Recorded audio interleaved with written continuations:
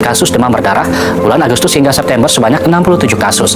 Kasus demam berdarah dengue atau DBD di Kabupaten Sintang pada bulan Agustus hingga awal September sebanyak 67 kasus. Kepala Dinas Kesehatan Kabupaten Sintang, Edi Harmaini, mengatakan kasus DBD itu tersebar di seluruh puskesmas yang ada di Kabupaten Sintang. Namun dari 67 kasus DBD tidak ada pasien yang meninggal dunia karena mendapatkan pengobatan tepat waktu. Tingginya kasus DBD harus membuat masyarakat sadar akan kebersihan lingkungan.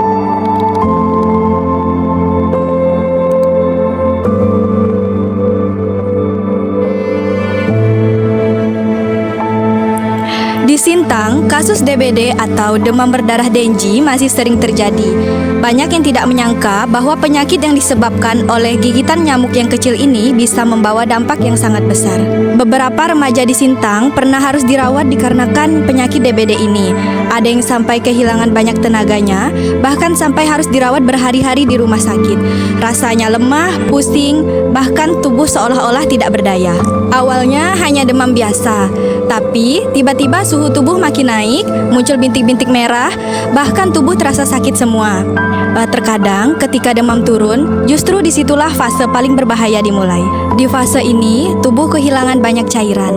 Maka jika tidak ditangani dengan cepat, akan berdampak kepada nyawa kita sendiri. Maka dari itu, DBD merupakan penyakit yang tidak sepele. Sebagai remaja, kita sering lupa menjaga lingkungan. Air hujan yang tergenang, wadah yang terbuka, semua bisa menjadi tempat yang terbuka diam. Tanpa sadar, dari situlah awal penyakit ini menyebar.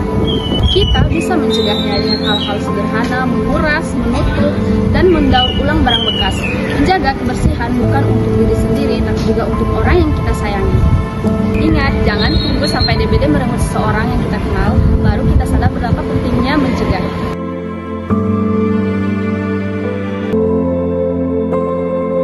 Jadi awal mula terkena DBD itu gejala awal sakit kepala, disertai muntah-muntah, terus timbul bintik-bintik merah di sekitar tangan, tubuh, terus sama kaki juga.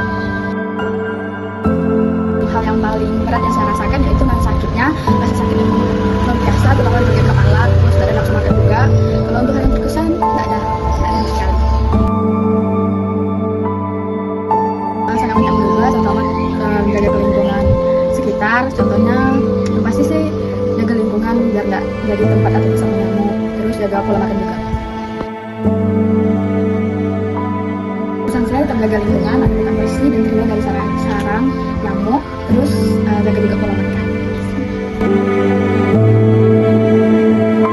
Dinkes nih perhatian ini ada melaksanakan kayak program atau pencegahan dan pengendalian nih. Misalnya yang pertama ada PSN, pemberantasan sarang nyamuk.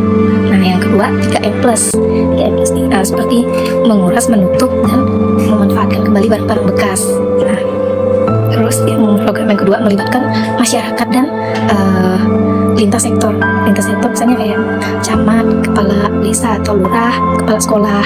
Nah itu tuh nanti koordinasi untuk melakukan pemberantasan demam berdarah secara massal di lingkungan masing-masing gitu. Misalnya kayak di lingkungan sekolah ini kan dari sekolah, kepala sekolah ini yang menggerakkan anak-anak muridnya, guru-guru yang lain gitu misalnya ya. Terus yang terakhir nih respon cepat terhadap kasus atau pelaporan nih.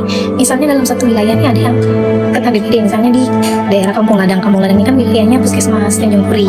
Nah misalnya nih di wilayah Tanjung Puri ini ada yang kena satu pasien, jadi nanti PJ program demam berdarahnya nih melakukan PE atau penyelidikan epidemiologi di lingkungan sekitar.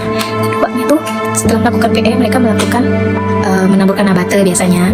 Terus seandainya ini terjadi KLB ini dapat dikatakan KLB misalnya terjadi lebih dari 2 kasus di wilayah yang bersamaan, misalnya di wilayah dalam satu wilayah tertentu, dalam satu wilayah yang sama gitu di waktu yang berdekatan atau bersamaan. Nah itu biasanya dilakukan pengasapan atau fogging. Pertama nih tingginya curah hujan ya. Nah hujan ini biasanya nih kalau ada ban bekas atau barang yang bisa menumpuk yang tergenang nih, di situ tuh bisa nyamuk betina Aedes aegypti ini bisa bertelur di situ dan bisa jentik-jentiknya melolong jadi nyamuk kan. Nah, jadi tempat sarangnya. Nah yang kedua tuh tidak menjaga kebersihan dan kerapian rumah.